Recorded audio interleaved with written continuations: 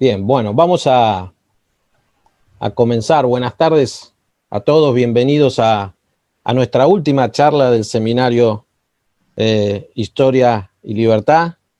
Este año han pasado varios intelectuales, gente de los medios, historiadores, etcétera, y hoy nos damos el lujo en esta última reunión de tener al doctor Alberto Venegas Lynch, hijo, a quien conozco de hace más de 30 años, porque ha sido profesor mío en un par de oportunidades en el SA, de allá cuando yo iniciaba con estas ideas de la libertad, y entonces tenía la dicha de tomar muchas clases con el profesor, no solamente escucharlo, sino tomar clases, ser evaluado y luego, obviamente, leer toda su obra. Voy a hacer una muy breve introducción a su trayectoria, porque si no nos llevaría toda la charla, ¿no? Pero el doctor Venegas Lynch, hijo, es doctor en Economía y doctor en Ciencias de la Dirección, es presidente de la sección de Ciencias Económicas de la Academia Nacional de Ciencias y miembro de la Academia Nacional de Ciencias Económicas. Fue profesor titular en la Universidad de Buenos Aires, en la Facultad de Ciencias Económicas, de Derecho, Ingeniería, Sociología, y en el Departamento de Historia en la en la Facultad de Filosofía y Letras, perdón. Fue director del Departamento de Doctorado de la Facultad de Ciencias Económicas de la Universidad de La Plata y durante 23 años fue rector del SEADE, ¿no? Digamos, uno de los centros de difusión de las ideas de la libertad en la Argentina y que es reconocido a nivel internacional. Y además de haber sido invitado por varias universidades en América Latina, en Estados Unidos, en Europa, a dar charlas, ha sido premiado varias veces en distintos ámbitos del pensamiento liberal, en fin. Y no me voy a detener a nombrar todos los libros que escribió, porque entonces ahí sí que esto sería interminable. Libros, artículos en journals, artículos periodísticos de difusión. Y hoy nos va a hablar de un tema que es bautismo y significado de la tradición liberal, nada más y nada menos. De manera tal que te agradezco, Alberto, antes que nada, por haber venido, aceptado participar en esta última charla del seminario. El profesor nos va a hablar unos 45 minutos aproximadamente y luego sí vamos a abrir a las preguntas. Yo siempre sugiero, pero esto queda a gusto del consumidor, que las preguntas las hagan cuando ustedes ven que ya está por terminar la charla, digamos unos 40 minutos, porque si no van a quedar, otros van a ir escribiendo después y van a quedar atrás, ¿no? Y quizás no las podamos leer. Así que, Alberto, te escuchamos, gracias nuevamente por venir. Bueno, muchas gracias, Alejandro, por la invitación y gracias por la generosa presentación que solo un amigo puede hacer. Me resultó sumamente atractivo el nombre de este seminario, Historia y Libertad, y aunque no me gusta hacer ponderaciones con el candidato presente, a los que nos están escuchando les digo que tienen la suerte, la gran suerte de tenerlo de profesor Alejandro Gómez. Se me ocurre empezar estas consideraciones que, como dijo el doctor Alejandro Gómez, al final me gustaría recibir no solo preguntas, sino críticas y sobre todo el ejercicio que siempre subrayo y tengo como un latiguillo en mis clases, y es hacer de abogado del diablo. Aunque les parezca que resulta claro y aunque les parezca que están de acuerdo, el ejercicio del abogado del diablo es siempre útil en los intercambios. Y se me ocurre comenzar con dos citas de Aldous Huxley, que realmente me parecen magníficas para definir y para entrar en tema en este seminario. La primera cita de Huxley dice que la gran lección de la historia es que no se ha aprendido la lección de la historia. Y la segunda cita hace, ya que estamos en Zoom, una especie de zoom o de close-up, digamos, sobre cuál es, a juicio de Huxley, esa lección de la historia ignorada. Dice Huxley, esto está tomado de un libro Ends and Means, Medios y Fines, del año 36, y dice que toda la comunidad está constituida por una cantidad reducida de gobernantes corruptos por demasiado poder y una cantidad grande de súbditos, y pongo en negritas y subrayo especialmente esta palabra que usa, súbditos, corruptos por demasiada obediencia pasiva e irresponsable. Estas dos definiciones de Huxley nos ubican en el tema de la historia vinculada a la libertad o a la tradición de pensamiento liberal.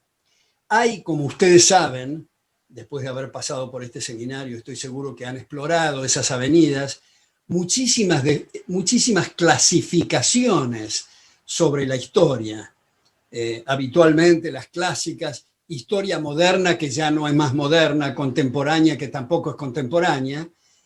Y vamos a ver enseguida alguna idea de este extraordinario profesor de historia de Oxford, Robin Collingwood, y entre nosotros, Enrique de Gandía, cómo esos dos clasificarían la historia. Pero antes de eso, quiero referirme a una clasificación que hace mi cuentista favorito, que es Giovanni Papini, que me parece que es de una imaginación notable. La división que hace Papini de la historia universal está basada en una fruta, en la manzana. Él dice que se puede dividir la historia mirando a la manzana en 4 capítulos o secciones o segmentos. 1, la manzana de Adán, donde se distingue el bien y el mal. 2, la manzana de la discordia, la manzana de oro en los relatos de Homero.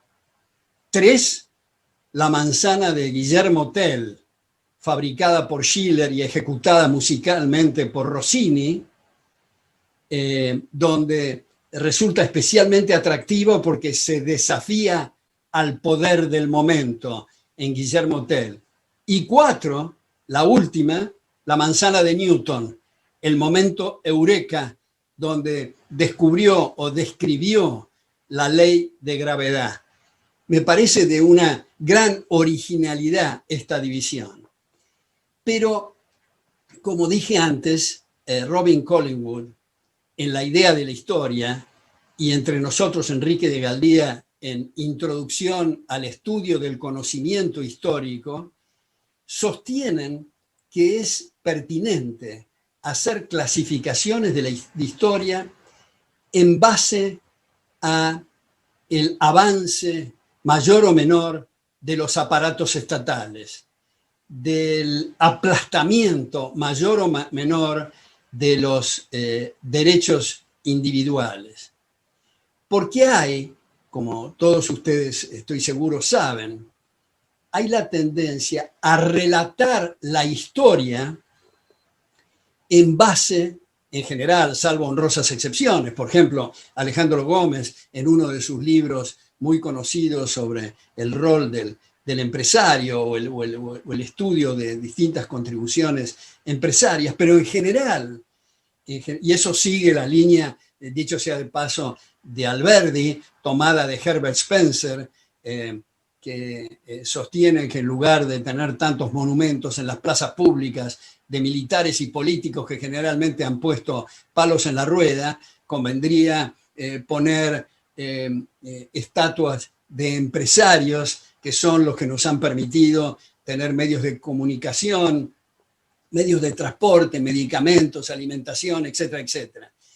Pero vuelvo al eje de lo que estaba diciendo. Habitualmente, cuando se cuenta la historia, y no solo en libros de profesionales de la historia, sino en descripciones en los medios periodísticos, siempre se hace foco en los movimientos del príncipe, en los relatos del aparato estatal, y se pasa por alto lo que Collingwood y Enrique de Galdía y otros consideran es el alma de la historia y es los comportamientos individuales, la vida privada. En ese sentido, yo recomiendo muy entusiastamente, si no lo han visto, los 5 tomos escritos por muchos autores, pero editados por Georges Duby y Philippe Arié en Francia, titulado Historia de la vida privada. Es algo realmente muy jugoso, muy fértil, muy interesante, que se exploran muy diversas avenidas de lo que viene ocurriendo. Ahora, en este contexto de lo que estamos comentando, respecto de los aparatos estatales, se suele hacer alusión y se pone mucho énfasis, y pocos son los que refutan o los que niegan la importancia de la justicia como un eje central de la sociedad civilizada. Sin embargo, no son muchos los que indagan en el significado de la justicia. Según la definición clásica, es dar a cada uno lo suyo, y lo suyo remite al concepto de propiedad. Y esto me parece sumamente importante destacarlo, porque como no hay de todo para todos todo el tiempo, como los bienes no crecen en los árboles, hay que asignar derechos de propiedad. ¿Para qué? Para darle el mejor uso posible a los siempre escasos recursos. ¿Por qué el uso mejor posible? Bueno, en este libro que mencioné del doctor Alejandro Gómez está reflejado en parte este tema, y es que el empresario, el emprendedor, para satisfacer su situación, para mejorar su situación patrimonial en una sociedad abierta, no tiene más remedio que servir a sus semejantes, sea vendiendo anteojos, corbatas, camisas, computadoras, libros o lo que fuere. Y no nos estamos refiriendo en este contexto de lo que lamentablemente en muchos ámbitos de nuestra región latinoamericana estamos rodeados, que son pseudoempresarios o empresarios prebendarios. Esto es, empresarios que se alían con el poder para tener mercados cautivos y otros privilegios, lo cual implica necesaria e inexorablemente una explotación miserable de sus semejantes. Son en realidad asaltantes, asaltantes de guante blanco, como no queda bien para su estatus social entrar a la casa del vecino y robarle los muebles, los hacen a través del gobierno. Pero lo que estábamos hablando antes del empresario son en ese sentido benefactores de la humanidad, no porque estén haciendo filantropía, porque como dije, actúan en su interés personal. En este sentido, la escuela escocesa ha comenzado con Adam Smith, con Ferguson y Hume, a explicar que cada uno, buscando su interés personal, tiene que satisfacer el interés del prójimo. Y en ese sentido, quiero hacer una pequeña nota a pie de página, que en una de mis charlas recientes, antes del zafarrancho viral que estamos viviendo, en Tucumán, en la Fundación Federalismo y Libertad, descubrí un personaje que a mi juicio es notable, que es Marcos Roger, que en las academias que pertenezco y otros círculos he tratado de difundir su obra. Ha publicado una obra sobre filosofía del derecho en 2 tomos, no muy bien editada en China, a pulmón, digamos, las entradas y las referencias bibliográficas están un tanto desordenadas, pero un punto quiero señalar que destacaba Marcos Roger en este contexto que estoy hablando del significado de la justicia, que dice Roger que desde luego un principio republicano muy importante es la igualdad ante la ley, pero no como una cosa abstracta que puede aplicarse en senderos más o menos peligrosos, sino la igualdad ante la ley atada o anclada al concepto de justicia. Esto es, puede entenderse la sandez que se quiere decir igualdad ante la ley como que todos tenemos que ser iguales para ir a un campo de concentración. No puede escindirse, no puede separarse, no puede cortarse en un tajo el concepto de igualdad ante la ley del concepto de justicia. Esto es dar a cada uno lo suyo. Esto es remitir al derecho de propiedad. Como todos ustedes seguramente saben, Ludwig von Mises, en un célebre debate en los años 20, ha explicado la imposibilidad del régimen comunista. Porque, ¿qué es lo que decía Marx y Engels en 1848 en el célebre Manifiesto Comunista? Decían que toda su filosofía podía resumirse en lo siguiente, 2 puntos: abolición de la propiedad privada. Ahora, cuando se elimina la propiedad privada, inexorablemente se eliminan los precios, puesto que el precio surge de acuerdos o arreglos libres y voluntarios entre las partes, intercambiando derechos de propiedad. Si no hay derecho de propiedad, no hay precios. Entonces, como he puesto tantas veces el ejemplo, en ese contexto, si alguien pregunta ¿de qué conviene hacer los caminos? ¿De asfalto o de oro? No hay respuesta para esa pregunta, puesto que no hay precios. Y si alguien levanta la mano y dice que de oro es un derroche, es porque recordó los precios relativos antes de abolir la propiedad. O sea, estamos a ciegas. No hay tal cosa como economía socialista, donde no se puede economizar, donde no hay contabilidad, evaluación de proyectos, ni cálculo económico. Ahora, en la medida en que los megalómanos, léase, los aparatos estatales, intervienen en los precios, intervienen en la propiedad, se va desdibujando la contabilidad, la evaluación de proyectos y el cálculo económico en general. Es decir, no es necesario llegar al extremo de abolir la propiedad para empezar a tener los problemas que ya estamos muy familiarizados porque lo venimos teniendo en el caso argentino de hace más o menos 70 años. Ahora, viene esta otra conexión de lo que estoy diciendo con el concepto, la importancia de preservar y asignar derechos de propiedad.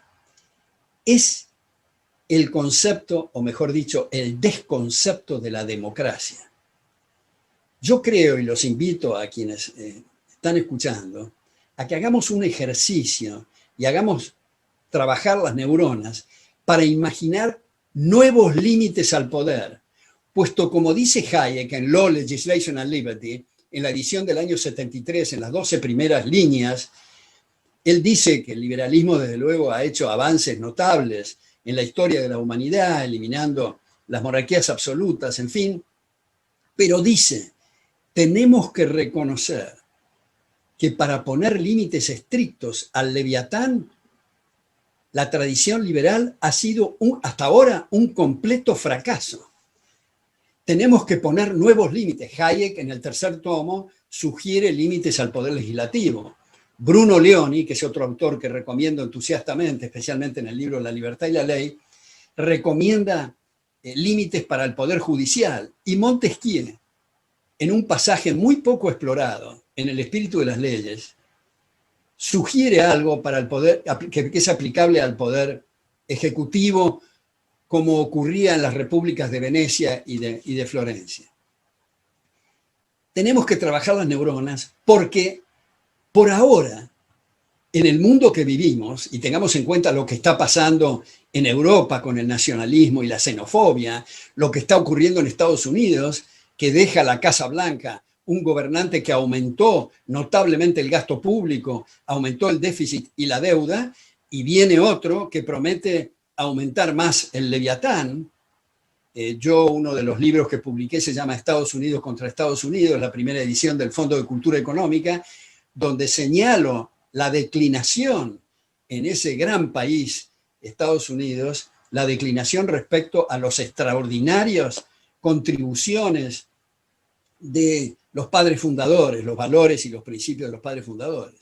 Tenemos además un papa peronista, tenemos además en nuestra región situaciones muy extremas, como la isla cárcel cubana, o ese personaje tan extraño que habla con los pajaritos en Caracas, u otras regiones y zonas donde tenemos más bien un régimen que se llama estrictamente, podría llamarse, de cleptocracia, es decir, de gobernantes, de ladrones, de sueños de vida, de propiedades y libertades, pero no democracia en el sentido de los Giovanni Sartori de nuestra época. Entonces tenemos que imaginar, me parece a mí, nuevas contribuciones y nuevos límites.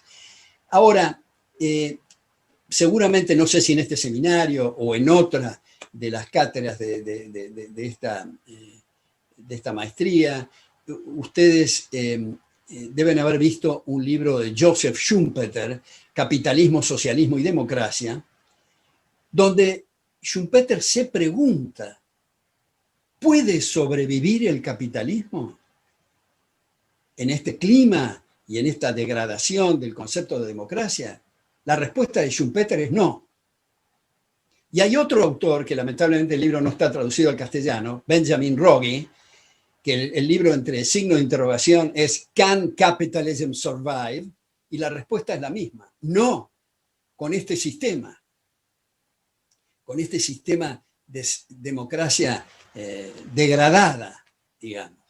Entonces, más razón para ponernos en marcha en una de las tantas asignaturas pendientes que tenemos los liberales en este proceso tan atractivo, que es una navegación que no tiene puerto final, que no hay palabra final. Es una de las cosas que más me atrae. A mí es el motto de la Royal Society de Londres, lo tengo escrito acá abajo de mi computadora, que es nullius in verba, es decir, no hay palabras finales. Estamos siempre descubriendo nuevos paradigmas, es muy gratificante esta navegación liberal, pero tenemos, me parece, que en lugar de quejarnos porque otros no entienden lo que estamos diciendo, más bien, como tendemos a ser más benévolos con uno mismo que con los demás, decir, ¿por qué soy tan inepto para pasar el mensaje? Esto calma los nervios, ayuda a hacer mejor los deberes, pulir mejor la próxima clase, conferencia, libro, ensayo o artículo. Ahora, habitualmente se ha puesto como el parto o el nacimiento del espíritu liberal en Inglaterra con el habeas corpus y con la Carta Magna de 1215. Sin embargo, y esto es una sorpresa para algunas personas, incluso algunos colegas, el origen no está en Inglaterra, sino está en España. Lo que pasa es que toda la mayor parte de la tradición española ha sido una tradición de monarquías absolutas, de un vínculo inaceptable y repulsivo entre la religión y el poder. Y eso ha como cubierto y tapada la historia de España. Sin embargo, hay, diría, 3 secciones, y esto me hace acordar a la gente que da examen cuando dice 3 puntos y se olvida el tercero, espero que no me pasen, pero en fin, 3 secciones, diría yo. El primero lo ha investigado, entre otros autores, Segundo Linares Quintana, donde muestra que los fueros de Aragón y otros, han establecido lo que llamaban exámenes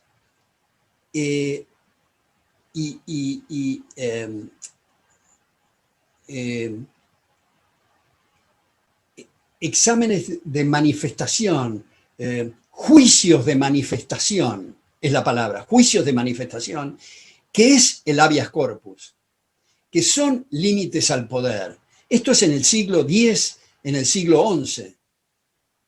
Es muy importante destacarlo. El segundo punto es la primera camada en la escuela de Salamanca, llamada la escolástica tardía, que son los precursores, dicho sea de paso, de la escuela austríaca. Juan de Mariana, Luis de Molina, Tomás de Mercado y tantos otros, que lamentablemente con estas luchas religiosas hubo una especie de cortocircuito entre esta escuela de Salamanca o escolástica tardía, porque eran católicos, con la escuela escocesa, que eran puritanos, y como consecuencia de esos rechazos y luchas y tantas hogueras humanas, digamos, en las guerras religiosas que tanto daño han hecho, también ha hecho daño en la historia del pensamiento, puesto que se cortó abruptamente esta evolución y esta contribución notable de la escuela de Salamanca. Y el tercer capítulo es una segunda camada en la escuela de Salamanca, que son la mayor parte de los diputados a las Cortes de Cádiz, la Constitución de 1812, donde allí se bautizó y se utilizó por primera vez la expresión liberal como sustantivo. Hasta ese momento era adjetivo. La persona generosa, desprendida, era liberal. En las Cortes de Cádiz, esta división que se produjo entre liberales y serviles se estableció, como digo, el liberalismo, el liberal como sustantivo. Antes, Adam Smith, en 1776, en La riqueza de las naciones, como un accidente de la pluma, digamos, habló en un par de pasajes del sistema liberal, pero no con la categorización de estas Cortes de Cádiz, que dicho sea de paso, la Constitución de Cádiz, salvo otra vez el tema religioso, que caía en la misma trampa de la tradición española, pero todo lo demás de la Constitución de 1812 era notablemente liberal. Y muchos países han tomado la Constitución de 1812 como un antecedente a la propia Constitución, que es la del 53 nuestra. Alberti, además de tomar la Constitución de Estados Unidos, tomó la Constitución de 1812. Ahora, el problema, creo yo, ustedes me dirán si comparten esta visión, el problema, creo yo, la dificultad mayor que enfrentamos, me parece, los liberales o la tradición de pensamiento liberal, y dicho de paso, repito acá una definición que fabriqué hace mucho tiempo y tengo la satisfacción que muchos o algunos colegas que les tengo un gran respeto han reiterado y difundido esta definición, como que el liberalismo es el respeto irrestricto a los proyectos de vida de otros. Y cuando decimos respeto irrestricto, no estamos diciendo que necesariamente adherimos al proyecto de vida del vecino. Más aún, el test mayor o la prueba definitiva es cuando no adherimos. Más aún, cuando nos resulta repugnante el proyecto de vida de otro. Pero si no hay lesión de derechos, tenemos que respetar todos los proyectos de vida. Sería invivible la vida si pretendiéramos cada uno imponer nuestros criterios y nuestros proyectos a los demás. Ese es el eje central, esa es la columna vertebral, digamos, del espíritu liberal. Pero, ¿qué se opone, para ponerlo en una cápsula o en un resumen muy telegráfico? Se opone lo que Garrett Hardin ha bautizado como la tragedia de los comunes. En realidad, este bautismo de Hardin, que es reciente en la revista Science, en 1968, para ser más preciso, no es una novedad, puesto que Aristóteles, cuando refutó el comunismo de Platón, se refirió a la tragedia de los comunes sin bautizarla con ese nombre. Es decir, lo que es de todos no es de nadie. Es decir, cuando uno tiene que pagar las cuentas, tiene incentivos para proceder completamente distinto que cuando se obliga por la fuerza a que otros paguen las cuentas. En economía, los tres autores, la tríada que más ha influido y explicado el valor o el rol de los incentivos es Ronald Coase, Harold Dempsey y Douglass North. Y de ahí es que viene el tema de las empresas estatales, las mal llamadas empresas estatales, mal llamadas porque una empresa es un empresario, es aquel que arriesga recursos propios y no por la fuerza recursos de terceros. De manera que son organismos políticos, no empresas estatales. Pero en el mismo momento en que se constituye la empresa estatal, ya hay un problema de prioridades. No importa qué pase después, puesto que la gente, si hubiera podido asignar libremente sus recursos, lo hubiera hecho en otra dirección. Y alguien puede tratar de poner el contrafáctico y decir, bueno, pero ¿qué tal si la empresa estatal, los burócratas tienen la bola de cristal y hacen exactamente lo mismo que hubiera hecho la gente? Bueno, la respuesta es ¿para qué diablo se metió si va a hacer lo mismo que hizo la gente? Primero. Y segundo, la única forma de saber lo que hace la gente es dejarla que actúe. Entonces ya hay un problema en el mismo momento en que se constituye. Por supuesto que es mucho peor si es monopólica, deficitaria y presta pésimos servicios. Pero yo creo que esta especie de santificación de lo colectivo y denostar lo individual es lo que aparece en las distintas manifestaciones de la CEPAL, del keynesianismo, del socialismo, del marxismo y de los distintos estatismos. Está presente ese endiosamiento de lo colectivo y esa condena a lo individual. Y creo que nadie mejor que Borges ilustró esta sandez. Y es cuando se despedía, está esto subrayado en un librito que se llama Borges Oral, editado por la Universidad de Belgrano hace mucho tiempo, pero en general, cuando se despedía de sus audiencias, decía, me despido de cada uno, y no digo todos porque es una abstracción, mientras que cada uno es una realidad. Eso es una forma muy simpática, si se quiere, de ilustrar esta tragedia de los comunes, que viene a colación de un anteúltimo punto que quiero poner en esta charla, que es el tema de la educación.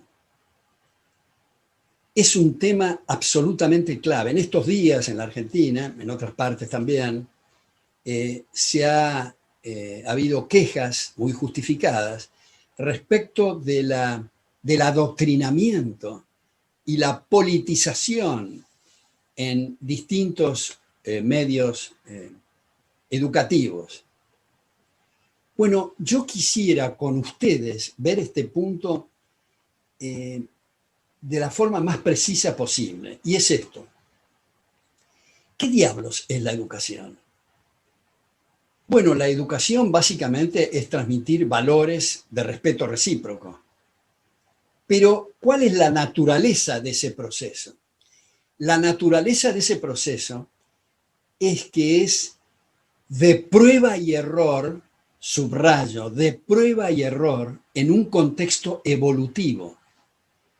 Nadie, ni el profesor Gómez, ni yo, ni nadie que nos están escuchando y todos los que nos están escuchando, no debemos de tener la facultad de imponer criterios curriculares, porque eso es una cachetada feroz al concepto mismo de educación que, como digo, requiere puertas y ventanas abiertas para que entre el máximo oxígeno en este proceso de prueba y error en el contexto evolutivo, donde las distintas instituciones entre sí hacen de auditorías cruzadas en busca de la excelencia.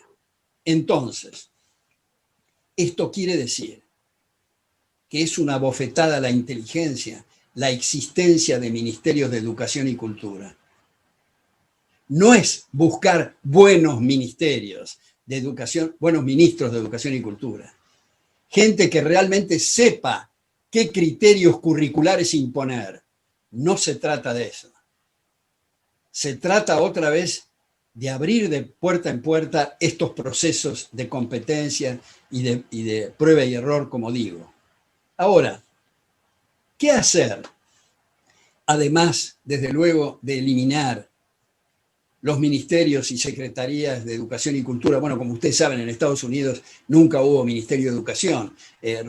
Carter estableció la Secretaría de Educación que Reagan trató de eliminarla sin éxito. Hay un libro en este sentido, sigo con esta nota a pie de página, de Thomas Sowell, es Senior Research Fellow en Hoover, profesor en Stanford, acaba de cumplir 90 años, dicho sea de paso, ha publicado una cantidad notable de libros, pero uno que recomiendo muy especialmente, que lamentablemente tampoco está traducido al castellano, es Inside American Education, dentro de la educación estadounidense, donde muestra los problemas que hay en ese gran país en materia educativa debido a la politización también y como consecuencia de esas secretarías de educación. Por eso ha tenido tanto éxito el homeschooling, que la revista The Economist hace poco le sacó una edición de unas 3 o 4 páginas diciendo que los oficiales de admisión de las universidades del Ivy League, o sea, las top en Estados Unidos,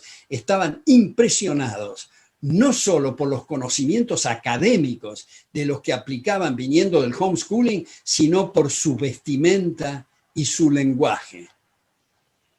Y esas críticas que habitualmente se hacen, bueno, pero los chicos no socializan, eso no es cierto. El apoyo logístico de homeschooling a través de Internet es para hacer club de ajedrez, club de baile, de hockey, de rugby, de fútbol, en fin, hay muchísima sociabilidad y los padres, muchos tratan de sacar a sus hijos del ámbito de la politización que acabo de decir. Entonces, además de sacar el Ministerio de Educación y Cultura, habría que vender todas las instituciones estatales de educación.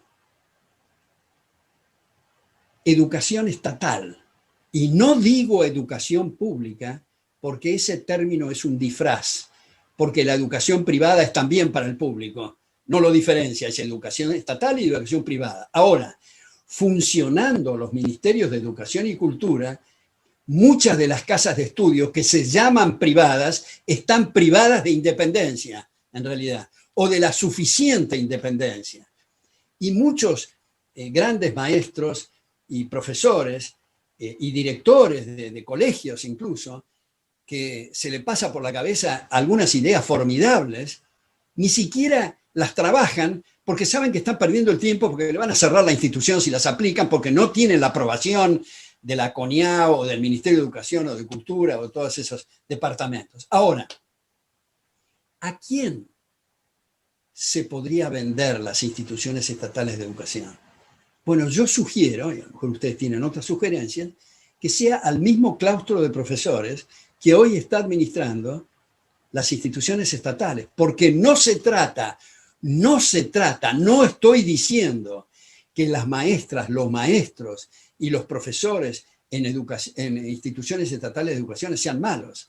Hay excelentes, hay maestras y maestros que dan su vida en el tema educativo. Yo mismo estaría escupiendo al cielo si digo eso, porque como dijo Alejandro Gómez en esa presentación, fui profesor titular en 5 carreras en la Universidad de Buenos Aires. De manera que no es eso. ¿Qué es entonces? Es el tema de los incentivos. Es el tema de decir, oigan, la forma en que se toma café y se encienden las luces no es lo mismo cuando uno paga las cuentas que cuando lo fuerza a que otros las paguen.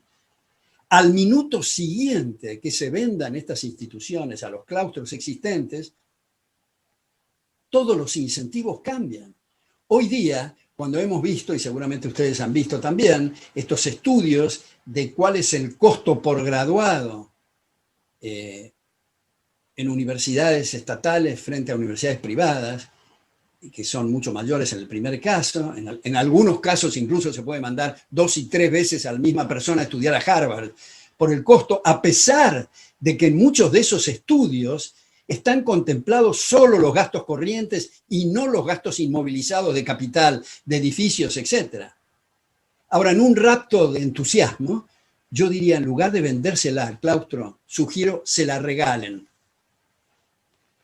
Y como una política de transición, comparto lo que ha sugerido hace mucho tiempo Milton Friedman. Esto es vouchers, créditos educativos, financiar o subsidiar la demanda. Esto es como se dice en lógica. Del hecho que digamos que alguien o algunos tienen que financiar la educación de otros, que no tienen los ingresos, pero sí tienen las condiciones intelectuales para aplicar a las ofertas educativas existentes, del hecho que se diga eso, no se sigue, no se desprende que haya instituciones estatales, puesto que los individuos financiados por los vouchers van a elegir de todas las instituciones privadas la que más les resulte atractiva. Entonces, se me está terminando el tiempo. Solo quiero decir que a veces, no siempre, pero a veces los argumentos en favor de la educación estatal se dice, bueno, pero es un bien público. Esto no es correcto, no es un bien público. Como ustedes saben, un bien público tiene dos características, la no exclusión y la no rivalidad, cosa que no se presenta en la educación. Otro punto que sí se suele hacer en forma más generalizada, bueno, pero hay que dar igualdad de oportunidades. Esto de la igualdad de oportunidades suena muy atractivo, prima facie, pero es absolutamente incompatible con la igualdad ante la ley. O hay igualdad de oportunidades o igualdad ante la ley. Las dos cosas al mismo tiempo no es posible. Si yo juego al tenis con un profesional del tenis y me quieren dar a mí igual oportunidad, tienen que encadenar el brazo o la pierna del otro jugador, lo cual significa que lesionan su derecho para darme igualdad de oportunidades. Lo que una sociedad abierta busca es que todos tengan más oportunidades, pero no iguales. ¿Cómo vamos a tener igualdad de oportunidades si tenemos distintas fuerzas físicas, si tenemos distintos talentos y distintas cuestiones anatómicas, bioquímicas, fisiológicas y sobre todo psicológicas? Los resultados van a ser distintos, pero acá viene un punto que me parece muy interesante y que deberíamos de insistir más los liberales. A diferencia de lo que ocurre en el mundo zoológico, donde las especies más aptas eliminan a las menos eficaces, en el proceso de evolución cultural, los más fuertes, como una consecuencia muchas veces no querida, transmiten su fortaleza a los más débiles vía las tasas de capitalización. Debido al aumento en la tasa de capitalización, ese es el único motivo, el único factor que determina los niveles de salarios e ingresos en términos reales. La única diferencia no es de etnia, ni es de recursos naturales, ni es de climas, en fin, lo que pasa en Uganda respecto de Alemania. Los salarios son más altos, no porque los alemanes sean más generosos y los ugandeses más agarrados o amarretes, es porque las tasas de capitalización en Alemania son más altas y no tienen más remedio que pagar salarios más altos. ¿Por qué es que no hay servicio doméstico prácticamente en Estados Unidos o en Canadá? ¿Es que el ama de casa no le gusta tener apoyo logístico? No, es que no lo puede pagar porque los tienen que sacar de empresas y es muy caro. Cuanto más la tasa de capitalización, más humano es el trabajo. Como muchas veces he dicho, es típico en una republiqueta africana que uno de estos megalómanos se haga abanicar a la hora de la siesta por 15 fulanos. Pero si ese fulano se muda a Nueva York y pretende abanicarse a la hora de la siesta por 15 individuos, va a tener que pagar $15,000 cada abanicada y eso sale muy caro. No se puede. Ahora, ¿cómo se hace a su vez para tener tasas de capitalización altas? Tener marcos institucionales civilizados, asignación, como decíamos, de derecho de propiedad. Ahora termino, este es mi último punto, y es más bien una conjetura. Nosotros hemos visto en la historia de la civilización que a medida que ha habido más tecnología en el campo, ha habido una fuga de la gente del campo o del interior a las grandes ciudades. Y esto lo dábamos como una cosa ya definitiva, como tenemos muchas veces tendencia a decir. En lugar de ver que estas cosas son puntos suspensivos y no hay nada en la historia, no hay leyes históricas, no hay determinismo histórico, depende de las ocurrencias en el mundo humano. Pues ahora aparece el teletrabajo. El teletrabajo tiene muchas consecuencias inmobiliarias, por ejemplo, porque mucha gente se va a dar cuenta que poner mucho cemento y hacer edificios con oficinas no tiene sentido si la gente trabaja en sus casas. Pero además de eso, se tiende a revertir lo de las grandes urbes para el interior. ¿Y eso qué tiene que ver con lo que estamos hablando? Tiene que ver con lo que decía Tocqueville, lo que decía Gustave Le Bon y lo que decía Jefferson. Gustave Le Bon hablaba del problema de la masificación y el problema del contagio, el problema que aparecen los líderes, esa palabra que a mí me remite al Duce o al Führer, incluso en la administración de empresas, cuando se habla de liderazgo, es una palabra que a mí me resulta muy, la rechazo, ni siquiera dirigente. Yo uso la palabra referente, de gente que vale la pena emular por su condición, su conducta, su conducción moral. Pero liderar, cada uno tiene que liderar sus vidas. Entonces, dice Le Bon, aparece en los conglomerados la masificación, el liderazgo, aparece el fenómeno de la masificación y como dice Le Bon, en las muchedumbres lo que se acumula no es el talento, sino la estupidez. Y una cosa parecida dice Tocqueville, tanto en la democracia en América como en el antiguo régimen de la Revolución Francesa. Y Jefferson, en una carta, estamos hablando del siglo XVIII, Jefferson dice, no imitemos a los europeos que se están apiñando en ciudades porque nos vamos a corromper igual que ellos. No me acuerdo a quién es la carta, creo que a John Taylor, en 1787 o algo por el estilo, no me acuerdo exactamente, pero en todo caso, esto no significa un determinismo espacial, como diría Elena Béjar en ese extraordinario libro que se llama El corazón de la República. No es un determinismo espacial, pero sí permite, a través del teletrabajo, una conjetura, mayor independencia, incluso algunos que se han fugado del campo a las ciudades porque no podían sobrevivir, a veces lo hacen solos, sin la familia, y el apoyo familiar en el interior de esa institución que es muy importante, la familia, también vuelve a tener relevancia. Y alguien puede decir, para el caso argentino, por ejemplo, bueno, pero ¿qué tal los caudillos en el interior? No me vengan a decir que son todos gente independiente, en fin. Es cierto lo de los caudillos, pero viene este otro problema que no voy a elaborar porque no tenemos tiempo, el tema de la ausencia del federalismo.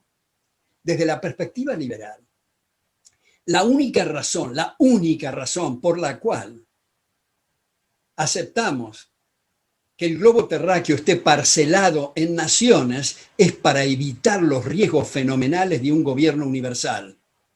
Pero no es para tomarse en serio las fronteras, ni crear culturas alambradas, ni abandonar el federalismo, que básicamente el federalismo es comprender que son las provincias, en el caso argentino estoy diciendo, que constituyen la nación y no al revés. Por lo tanto, la coparticipación debería de ser de las provincias al gobierno central y el gobierno central solamente tener impuestos para mantener la justicia federal, relaciones exteriores y defensa. Todo lo demás a las provincias. Y otra vez, volviendo a Coase, a Dempsey y a Douglass North, es un tema de incentivos. No importa cuál sea la idea del caudillo local, va a querer retener a la gente que no se le vaya a la jurisdicción de al lado. Va a querer atraer inversiones, para lo cual está estimulado a reducir impuestos y por lo tanto reducir el gasto público. Termino ahora sí, pasando otro aviso, de mi último libro que se llama Maldita Coyuntura. Maldita Coyuntura, donde trato de subrayar que estamos demasiado en distintos foros y distintos ámbitos, incluso en medios, girando en torno, para usar un argentinismo, a las LELICs. Estamos como perros histéricos en círculos tratando de mordernos el rabo y no nos damos la oportunidad de abrir debates que muestren otros horizontes, que entre otras cosas van a mejorar la coyuntura del futuro. El editor los editores, que son los corresponsales de Unión Editorial de Madrid, me sugirieron en una de las solapas del libro poner un texto que yo lo cito en el cuerpo del libro, que me resulta muy atractivo. Y es un texto de los extremistas de izquierda en el Mayo francés del 68. Es un graffiti, que está la foto ahí, en esa solapa, que dice: seamos realistas, pidamos lo imposible. Esto me parece fantástico, porque las izquierdas, de tanto pechar y tanto empujar, son realistas porque marcan las agendas. Por eso nosotros, los liberales, tenemos que dejar a veces la timidez de ir al fondo, y porque no es políticamente correcto y decimos no conviene hablar de A más bien de B, nos corren el eje del debate y hablar de C, D, y pronto estamos en Z. Me parece que es importante, como hemos tratado de hacer hoy, por ejemplo, con el tema de la educación y otros, de abrir otros espacios, de preguntarnos ¿por qué esto? ¿Cómo esto? Y sobre todo, ¿por qué no hacer esto otro? Tratar de despejar telarañas mentales, tratar de no estar atados al statu quo e imaginarnos otros proyectos para no estar estancados en los mismos problemas de siempre. Muchísimas gracias, Alejandro, y todos los oyentes. Muchas gracias, Alberto. Bueno, iba tomando nota de algunas cosas que fuiste mencionando, y antes yo de hacer un par de comentarios, ahí había visto gente con mano levantada, etcétera. Las preguntas las vamos a correr por el lugar que dice preguntas y respuestas, entonces ya hay 3 escritas, las pueden escribir y voy a tratar dentro de lo posible de leer la mayor cantidad de ellas, pero nos has corrido por 1000 años de historia, ¿no? Y entonces, en fin, voy a tratar de agarrar 2 o 3 puntos que me parecieron interesantes. Y ahora, justo al final, vos estabas mencionando el tema de tu último libro y esta cuestión de, bueno, al escucharte yo me volvía allá a 1986, 1987, cuando tenía clase con vos, y decir, esto de cómo es cierto que nos han corrido el eje, ¿no? Porque esas mismas cosas, vos las hablabas y las proponías hace 35 años, y yo creo que lamentablemente, al menos acá, yo creo que a nivel mundial estamos mucho peor, ¿no? Desde el punto de explicar cosas que ya deberían estar sabidas, ¿no? Y atrás de esto, y ahí te pregunto tu comentario, ¿no? Esto de cómo nos han, por esto mismo que vos decís de la izquierda, digamos, el tema de la izquierda, yo lo veo así, y me corregís o disentís, ¿no? Bueno, hablando de corregir y disentir, hago un pie de página.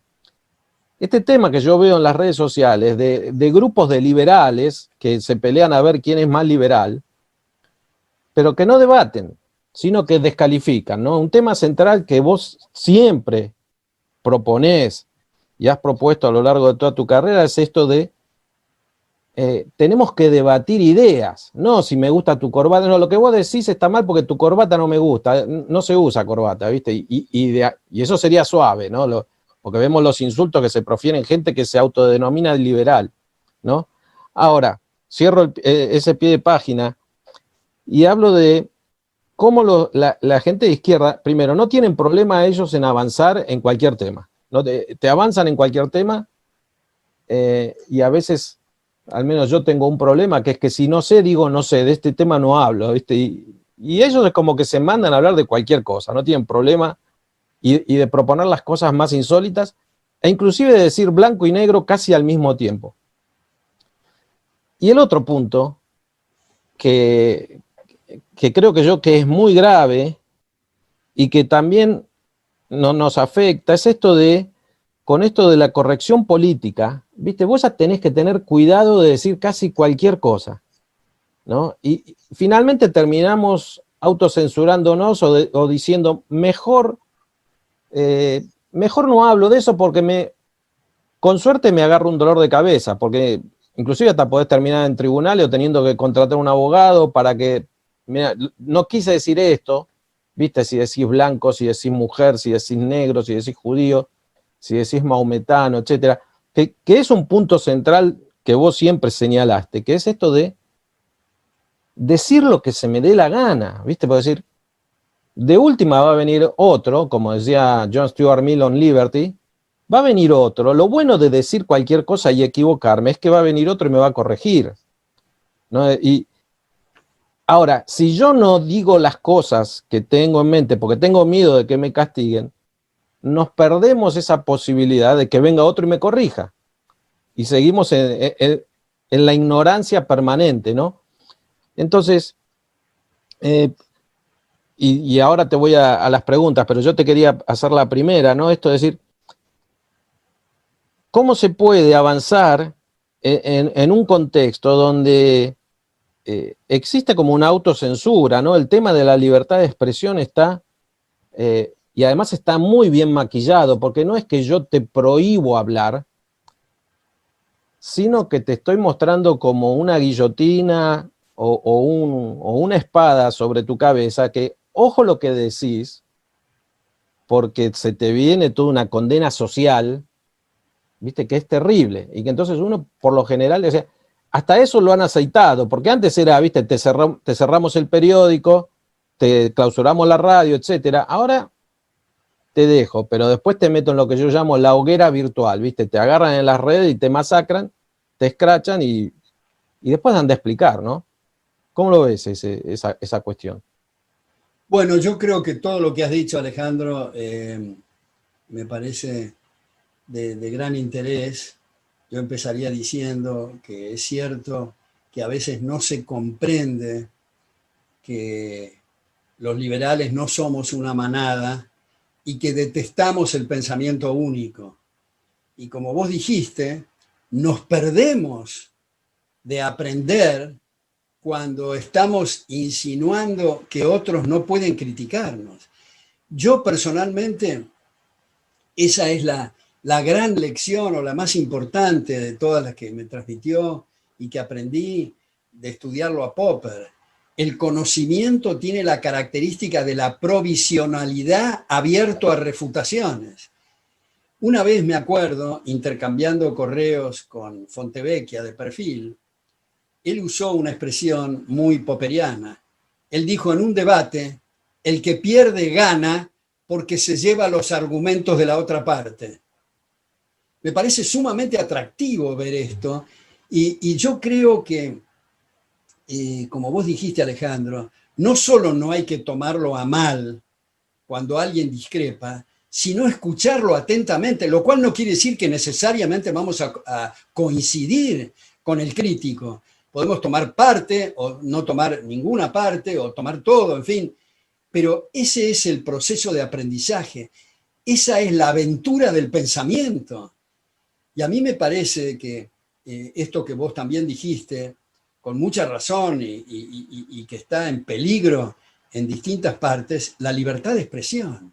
Yo creo, y no es una originalidad mía decir esto, que el cuarto poder es mucho más importante que los otros tres poderes. El cuarto poder, es decir, el periodismo, la libertad de expresión, o el contrapoder por excelencia, me parece que hay que estimularlo, lo cual no quiere decir que nosotros, los que estemos opinando, estamos liberados de toda responsabilidad. Si lesionamos derechos de otros, eso se tiene que resolver en la justicia, pero nunca la insinuación de una censura previa. Nunca, por eso yo en mis clases estimulo que me discutan, estimulo el debate, estimulo el espíritu contestatario, porque lo peor, desde que los chicos son chicos, cuando entra un maestro y dice, estudian de la página 8 a la 17, y alguien en la otra clase levanta la mano y dice, en la biblioteca de papá encontré ese libro, y el profesor se enoja, ¿cómo en la biblioteca de su padre? Si yo recomendé ese libro y ese texto, ese es un momento fatal. Yo creo que, por supuesto, con todo el respeto del caso, pero es muy importante estimular. Yo ahora no dando, como estoy dando por aulas virtuales, pero cuando doy clases presenciales, vos te acordarás, Alejandro, que en las últimas clases divido la clase en dos grupos enfrentados, con argumentos distintos, aunque no crean en lo que están diciendo. Pongamos el tema A, alguien piensa blanco y el otro piensa negro, expriman al máximo los argumentos desde los dos lados, porque la forma, me parece, de hablar, el hablar por turno, el ser respetuoso, el elaborar en las ideas, el saber reconocer cuando uno se equivoca, que es permanente. También lo quiero citar a Borges en esto, que citándolo a Alfonso Reyes, él decía, como no hay texto perfecto, si no publicamos nos pasamos la vida corrigiendo borradores. Nunca llegamos a una situación, la perfección no está al alcance de los mortales. Entonces, como decía Popper, estamos navegando en un mar inmenso de ignorancia, tratando de pescar pequeñas partículas de tierra fértil. Y la forma de hacerlo es el intercambio de ideas, además de que sería muy tedioso y espantosamente aburrido si todos coincidimos en todo. Además, no avanzaríamos. Como ponía Popper en un ejemplo muy pedestre, digamos, de la física. Alguien dijo en algún momento, el agua hierve a 100 grados. Vino otro y dijo, 1 minuto, a 100 grados a nivel del mar. Cuando no está a nivel de mar, y eso mejoró el conocimiento. Eso va a la física, la medicina, la economía, en todas las áreas del conocimiento, de manera que comparto plenamente. Ahora termino diciendo lo que vos dijiste, que estamos peor. Yo creo, parece contradictorio esto que digo, pero es cierto, estamos peor si nos circunscribimos a las manifestaciones políticas, pero creo que estamos mejor si profundizamos en lo que ocurre, por ejemplo, en UCEMA, con ese extraordinario rector que ustedes tienen, Edgardo Zablowski, los esfuerzos que ustedes hacen, los esfuerzos de fundaciones e instituciones en Corrientes, en Tucumán, en Rosario, en Córdoba, en Mendoza, de chicas y chicas, que muchos de ellos lamentablemente corren la liebre porque el empresario no siempre se da cuenta de que está en su interés personal financiar esas cosas para proteger su empresa, su familia y sus hijos. A veces corren la liebre, pero digamos, hacen tesis doctorales notables, publican artículos, ensayos, tienen ateneos de lectura con libros, en fin. Eso es para ser muy, me parece, muy optimista. Y cuando uno está frente a esos estudiantes, uno ve que las preguntas que vienen no son cosas superficiales. Veo que hay cada vez más biblioteca y más referencias bibliográficas serias, y eso me estimula enormemente. Bueno, yendo en ese sentido, y ahí ahora sí prometo que voy a leer las 4 o 5 que hay dando vueltas por ahí, preguntas o más. Una ventaja y algo que se reforzó en medio de esta pandemia fue la posibilidad de hacer, multiplicar este tipo de encuentros digamos, a un costo casi cero, ¿no? Y la posibilidad de difundir las ideas de una manera mucho más fuera del radar o del control del Estado, o de que antes vos necesitabas una cantidad de medios determinados para organizar una charla de esta. Y yo, inclusive, estas reuniones en el seminario que yo el año pasado organizaba de manera presencial y tenía 20, 30 personas viniendo, en algunos casos extraordinarios 50, porque ya tenían que venir y todo. Y este año, digamos, la vez que menos gente vino, vinieron 70 personas, ¿no?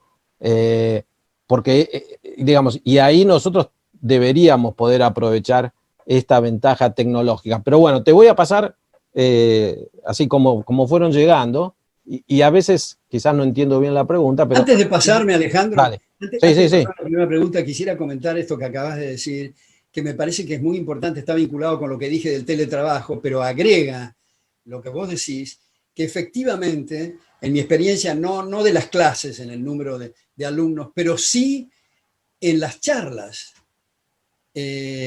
antes, digamos, tenía que tomar el avión, ir al aeropuerto, y el avión se cancelaba, ir, y el hotel, y la comida, y qué sé yo, y uno llegaba a Santa Fe, por ejemplo, y era un éxito notable de sala llena cuando había 800 personas. Ahora da una charla, uno, por Zoom, y hay 17.000 personas de distintas partes del mundo. Además, yo personalmente tengo una alergia especial a las aduanas, las migraciones y los aeropuertos, y desde mi biblioteca puedo llegar a mucho más gente. Es una cosa sumamente atractiva. El otro día, un grupo de personas que me convocó en el último, para comentar la última encíclica del Papa, desde el punto de vista económico, jurídico, etc. Bueno, era un grupo de creo que 30 matrimonios. Ahora veo en YouTube, ese mismo coso mío tiene 160.000 visitas, Exactamente. 160.000. Sí, sí, sí. En la perra vida hubiera llegado, Tal cual, digamos, si no tal hubiera cual. existido este instrumento del Zoom. ¿Cuántas charlas tenés que dar para que te escuchen 160.000 personas? No sé, Pero tenés que vivir claro, sin exactamente. parar. Bueno, acá, Laura, al principio, nos lleva al principio de tu exposición, dice, eh, traduzco más o menos, dice, ¿cuáles han sido las deficiencias para que el pensamiento liberal sea tan atacado? Y esta es la pregunta de siempre, ¿no? Si tenemos la mejor idea, entre comillas, ¿por qué nadie la ve, la compra? Porque además tenemos, los liberales además tenemos datos concretos que muestran que la humanidad ha progresado donde hubo más libertad que donde hubo menos libertad. Y los países donde mejor viven las personas es donde hay más grados de libertad que donde hay menos grados de libertad. ¿Por qué no entra eso? Bueno, yo le agradezco especialmente a Laura esa pregunta, porque me parece muy importante verla con espíritu crítico y decir esto. Y hace poco escribí sobre este asunto, ¿no? ¿Por qué es que gente bien intencionada, de buena fe, honestos intelectuales, que quieren lo mismo que nosotros, es decir, el mayor bienestar moral y material para todos, y sin embargo no aceptan el discurso liberal? Me refiero a los mercados, no exclusivamente, pero especialmente, diría yo, de escritores, artistas, escultores, pintores, sacerdotes, en fin. ¿Por qué es esto? Yo creo que no es una conjetura descabellada decir que la culpa es nuestra porque no somos capaces de pasar el mensaje con la suficiente claridad. No tengo otra explicación. En ese sentido lo hemos conversado bastante con dos amigos míos. Uno muerto, fue asesinado en México, y el otro es argentino, vivió mucho en Venezuela, ahora está en Guatemala, en la Universidad Francisco Marroquín, que es Carlos Sabino, que publicó un libro que yo le insistí mucho que escribiera, que se llama Todos nos equivocamos, donde está su evolución intelectual, donde aparecen algunas de estas cosas. La otra persona es Eudoxio Rabines, que navegaba por el mundo con pasaporte boliviano, él era peruano, murió asesinado en México, él era marxista, premio Mao y premio Lenin. Su misión principal, él confiesa, era infiltrar los seminarios de sacerdotes en Madrid y en Santiago de Chile.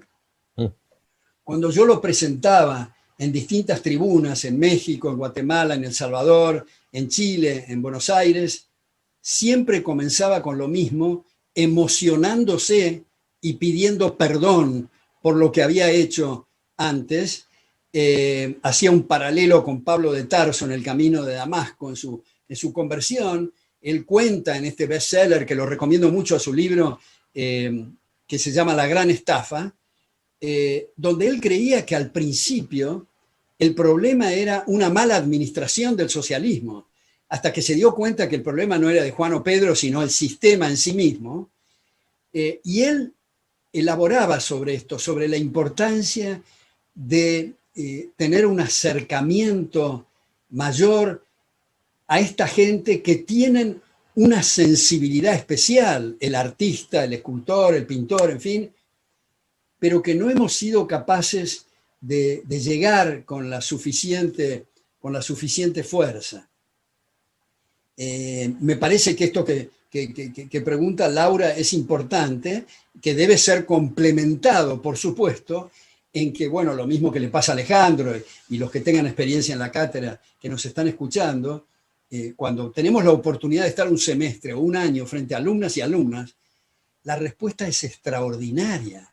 Que nos digan esto me cambió la vida, esto me permitió ver otros horizontes, eso no tiene precio, el impacto que uno recibe es notable. Pero claro, los que no tienen, los muchísimos que no tienen la oportunidad de escuchar otras campanas, que están con la misma discurso troglodita y cavernario de hace 50 años, claro, están con su cuadernito ahí durante 6 años o 5 años. Y por eso yo creo que el tema, Laura, el tema es de las cejas para arriba, el tema es de la educación, el tema es lo que decía con gran sabiduría el marxista Antonio Gramsci: tomen la cultura y la educación y el resto se da por añadidura. Ese es el tema. Entonces, yo celebro que haya gente, instituciones que se dediquen a trabajar en la educación, porque el tema no es gritar, el tema no es insultar, el tema no es desesperarse, el tema es argumentar de la forma más clara posible, recibir las críticas, hacer un feedback con eso y tratar de desmenuzar la idea y ver en última instancia las grandes ventajas del respeto recíproco, especialmente para la gente más necesitada, que curiosamente todo el embate de los estatismos se hace en nombre de los pobres y se los está hundiendo en la miseria. Entonces, esa conexión me parece que es importante hacerla.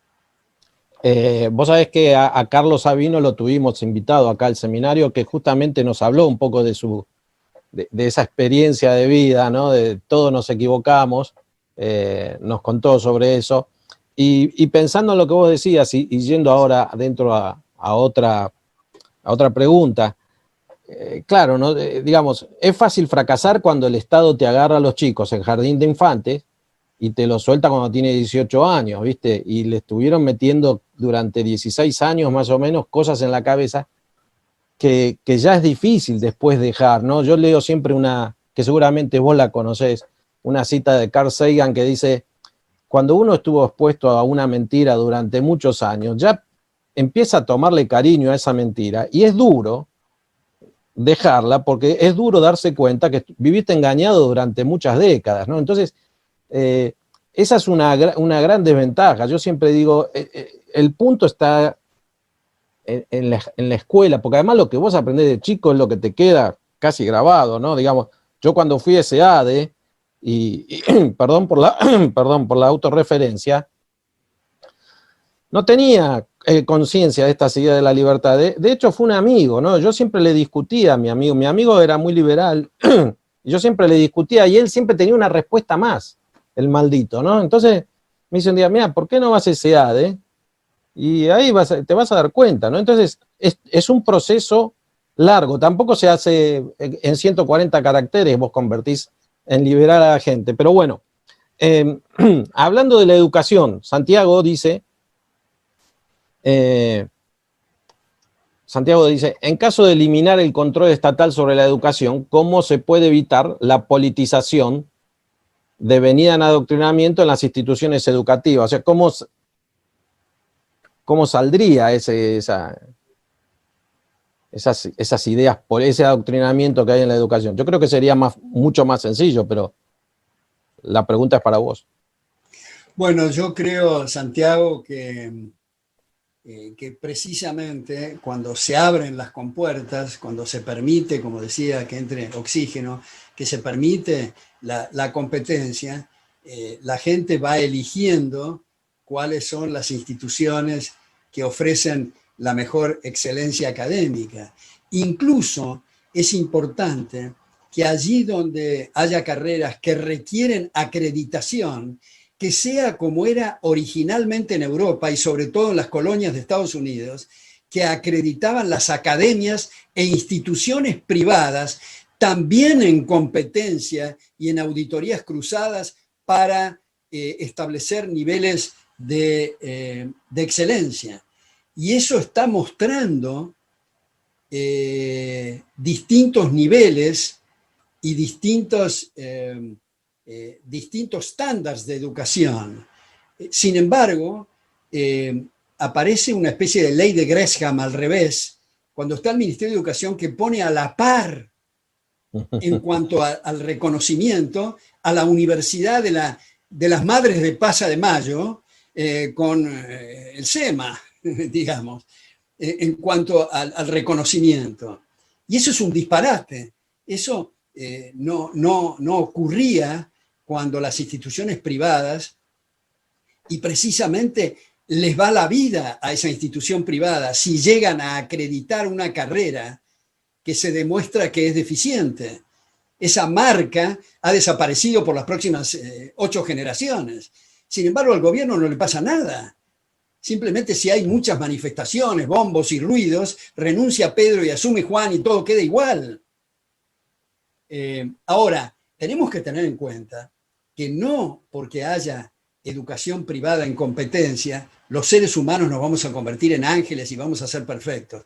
De lo que se trata es de minimizar costos. No se trata de buscar, de lograr la perfección, que es imposible. Entonces, cuando alguien está diciendo, bueno, yo creo que el horario de los chicos y las chicas debe ser yo creo que tiene que haber una mezcla con trabajos, además del estudio, que el horario tal cosa, que la mezcla de materias, que 2 geografías, álgebra, matemáticas. Bueno, si uno cree que eso es lo mejor, ofrézcalo y vea cuál es el resultado de los padres de familia y de los hijos que pueden elegir. Pero tarde o temprano, porque supongamos que uno de ustedes fuera ministro de Educación. Entonces van a decir, bueno, yo voy a imponer la buena bibliografía. Eso es un disparate. No hay la imposición de la buena bibliografía. Tiene que estar abierto y cambiante, es un proceso dinámico. No solo somos todos únicos e irrepetibles en la historia de la humanidad, cada uno de nosotros, y por lo tanto hay que tratar de sacar esas potencialidades únicas que está en cada alumno, sino que en esa misma persona, nosotros, distintos y únicos, tenemos dimensiones, tenemos aspectos multidimensionales, o sea, cambiantes. Por eso es que se ha, y no me quiero ir por las ramas en esto, discutido tanto últimamente, especialmente Grander y otros, han discutido el IQ, el coeficiente de inteligencia. Es como decía Einstein, todos somos inteligentes, solo que para temas distintos. Exacto. Cuando estoy dando una conferencia y en la primera fila hay un fulano que se está durmiendo, uno tiene la tendencia de decir, pero qué bruto, ¿por qué no me presta atención? No, es que no le interesa, es un experto en los vientos, digamos, y no le interesa para nada la economía. Isaac Asimov, que ha sido profesor de física y matemáticas en la Universidad de Boston, él decía, yo me saco las mejores marcas en los IQ porque la comunidad considera que física y matemática es muy importante para determinar el IQ, pero les quiero confesar a ustedes que soy absolutamente inepto para retener una declinación en latín y además nunca me acuerdo con quién tengo que almorzar. Todos somos brutos en la mayor parte de las cosas y tenemos algún filete de algún talento que tenemos que explorar, y la forma de explorarlo es la libertad. Y no se puede decir que se es coherente enseñando la libertad en base a la compulsión. Las botas, que es el poder, deben estar ausentes del tema educativo. Y termino con esto. Leonard Read, uno de mis profesores cuando fui becado para el primer doctorado en Estados Unidos en el 68, él decía, yo soy un gran admirador de los padres fundadores, pero creo que se equivocaron en un punto, y es usar la palabra gobierno. Porque gobierno o gobernar quiere decir mandar y dirigir. Y eso es lo que debe hacer cada uno con sus vidas. Yo creo que debería de haber utilizado agencia de protección o agencia de seguridad. Porque, y oigan esto porque me parece muy ilustrativo que dice Read, llamar gobierno es lo mismo que designar y llamar al guardián de una empresa, llamarlo gerente general. Es un error. Bien, te hago dos cortas sobre bibliografía o nombre de libro. Bueno, alguien pregunta, ¿cuál es el nombre de tu último libro? Que lo repitas. Maldita coyuntura. Maldita coyuntura. Y Esteban, vos hablaste de los liberales españoles. Si tenés algún libro para hablar o referir sobre el origen del liberalismo en España. Bueno, Miguel de Unamuno y Ortega. No Ortega Palito, sino Ortega y Gasset. Digamos, tienen varias reflexiones sobre la llamada generación del 98, en fin. Especialmente Miguel de Unamuno, yo diría. Y sobre lo que hablaste al principio de las cortes y esas cuestiones. Bueno, yo tengo un ensayo largo, Apuntes sobre la otra España se llama, que está en un libro que se llama, olvidé cómo se llama, Entre albas y crepúsculos, peregrinaje en busca de conocimiento. Es un libro mío editado por la Fundación Alberdi en Mendoza. Ahí aparece este ensayo sobre la otra España, donde elaboro sobre este tema de los fueros y elaboro sobre el liberalismo en España, y también elaboro, y me salgo por la tangente un minuto en esto, elaboro sobre las extraordinarias contribuciones de los musulmanes en España durante 8 siglos, en filosofía, en economía, en derecho, arquitectura, música, gastronomía, y en realidad los problemas y la intolerancia comenzaron con los reyes católicos. Exacto. La intolerancia con judíos y con musulmanes. Pero en fin, en ese ensayo está perfecto. Se llama La Otra España ese. Sí, Apuntes sobre la Otra España. Y acá Ramiro hace un rato pregunta, a ver si te podemos hacer dos más. Nos quedan 7 minutos. Alberdi y Thomas Jefferson hacen hincapié en tener libre portación de armas para defender los derechos individuales. ¿Qué opina de este tema? Yo sugiero, si tienen ganas y tiempo, ya que nos quedan tan pocos minutos, de ver en internet, en Infobae, un artículo mío sobre la portación de armas, donde elaboro sobre la importancia de que la gente pueda defenderse y cómo muchos profesores de derecho penal han elaborado sobre cómo la prohibición de armas va a ser la prohibición para la gente decente. Los delincuentes van a tener las armas y la van a utilizar con gente indefensa. A mí me parece que la segunda enmienda en Estados Unidos tiene un valor notable del derecho a la defensa propia. Es lo mismo, digamos, en una isla, alguien que dice, bueno, ahora acá tenemos unos guardias que nos van a cuidar, desármense todos y entreguen todas las armas a los guardias. Es seguro que los guardias los van a explotar a los individuos desarmados.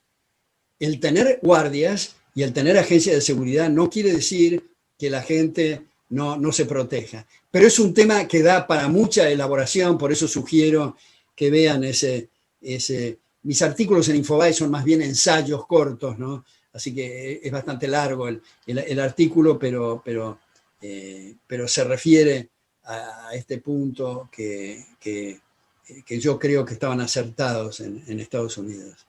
Bueno, y va la última. Tenemos más, pero no tenemos tiempo. Pero, y algo que se está viendo en estos últimos tiempos, nosotros recién hablábamos de la tecnología como algo positivo para difundir ideas, para entrar en contacto con gente, pero acá Santiago pregunta si crees que también esta misma tecnología puede servir al Estado para controlar aún más a los individuos, ¿no? El control social del Estado. Yo, por ejemplo, debo hacer una confesión, por ahora me estoy resistiendo, viste que el gobierno te pide una app para ir a tal lugar, para avisarle dónde estás, etcétera. Bueno, prefiero quedarme encerrado en mi casa antes que descargarme la app y darle todos mis movimientos al gobierno, aunque sé que se los estoy dando a otra persona. Alguien, una vez que vos compraste un teléfono de estos, alguien, o tenemos esta computadora o lo que sea, alguien está mirando y está usando eso. Pero la pregunta para vos es, ¿crees que el Estado lo va a usar como un instrumento más para controlar?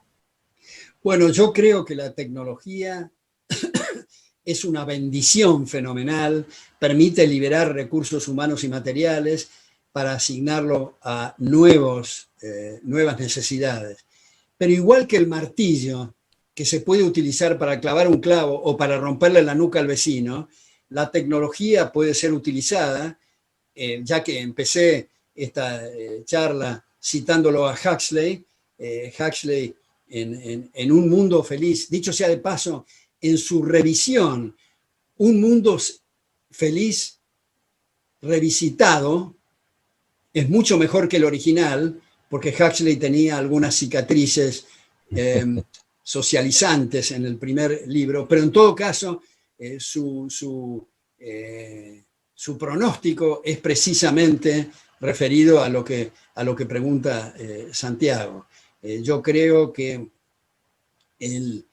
por eso el establecer límites al poder, uno de los límites es no invadir estos espacios tecnológicos, llamemos, que deben ser privados. Y ese es el tema que se utiliza lamentablemente en China y lamentablemente en Cuba, ¿no?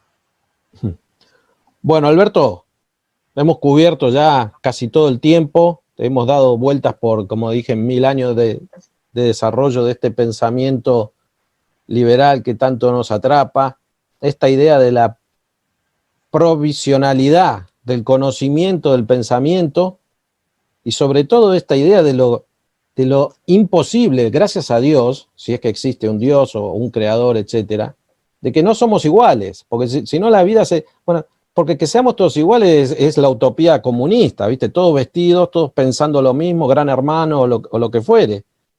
Por suerte hay gente que piensa cosas totalmente distintas, que escribe, que le gustan cosas distintas, que hay diversidad. Y quizás en el discurso y en la idea que de fondo que hay detrás de todo este seminario, donde invitamos a mucha gente a proponer su pensamiento diferente, es que quizás lo que se ve como algo bueno en el arte, después no se ve en otras cosas. Vos habías señalado, ¿no? Es decir, bueno, que haya diversidad de músicas, de comidas, de artes plásticas, de lo que fuere.